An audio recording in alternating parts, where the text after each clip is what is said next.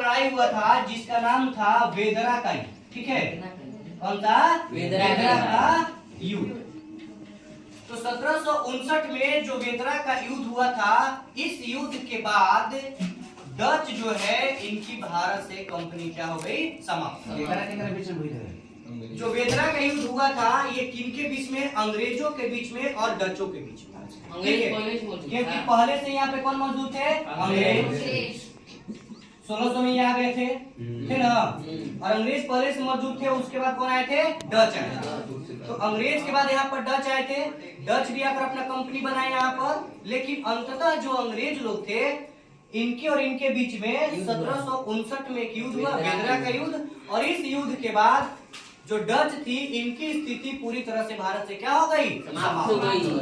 यहाँ तक डच जो है, यहाँ तक इनकी स्थिति क्या हो गई? समाप्त। तो अंग्रेज पढ़ लिया और अंग्रेज के बाद कौन पढ़ लिया हम लोग? डच। एक बार फिर से देख लेते हैं, इनको पूरी क्लियर हो जाएगी। सबसे पहले हमारे यहाँ यूरोपीय कंपनी में कौन आया? अंग्रेज, ठीक है। अंग्रेज में आपको बताए हम कि 1488 ईस्वी में जिसका नाम था बार्थोलोमेओ डियाज, उसने भारत के उत्तमा आशा अग्रिम द्वीप गुड ऑफ केप वहां तक वो पहुंचे। वहां से आगे नहीं जा पाए, पीछे वो लौट आए, फिर पुर्तगाल चले गए। दोबारा उसके बाद आए वास्को डी गामा। वो उसी रास्ते से होते हुए, उसी मार्ग से होते हुए भारत पहुंचने का प्रयास किए, जिनका उनके साथ दिया जिसका नाम था अब्दुल मजीद। उन्होंने उसे भारत जाने का रास्ता मार्ग बताया, उन्हीं के सहयोग से भारत पहुंचे। जो वास्को डी गामा थे वो भारत के कालीकट बंदरगाह के पास पहुंचे, जहां पे वहां के जो स्थानीय राजा जमोरिन थे उन्होंने उसका क्या किया? फिर अंग्रेजों ने अपनी अपनी व्यापारी कोठी खोला, वो कहाँ खोला? कोची में खोला। उसके बाद जो अंग्रेजों के प्रथम कहा जाए, सॉरी, पुर्तगाली के जो प्रथम वायसराय बना वो कौन बना? अल्बुकर। कौन बना? अल्बुकर। अल्फांसो दी अल्बुकर उसका पूरा नाम था। और जो अल्फांसो दी अल्बुकर्क था, इसने अल्फांसो दी अल्बुकर्क ने 1510 ईस्वी में बीजापुर के यूसुफ आदिल शाह से गोवा को जीत लिया। समझ के बात को?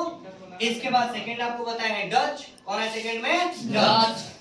डच यात्री प्रथम था जिसका नाम था आउटमैन। ये 1596 में भारत आया। 1596 में क्या हुआ? भारत आया, ठीक है। और इसने अपनी पहली फैक्ट्री 1605 ईस्वी में खोला और दूसरी अपनी फैक्ट्री पुलिकट पे। इसके बाद पूछा जाएगा क्वेश्चन कि भारत में सबसे पहले उद्योग वेतन भोगी कौन रखा? डच ने। कौन रखा था? डच ने ही रखा था।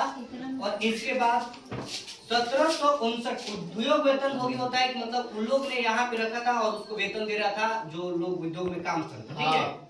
इसके बाद 1759 में एक युद्ध हुआ, वेदरा का युद्ध हुआ अंग्रेजों के बीच में और डचों के बीच में। और इसके बाद यहाँ क्या हो गया?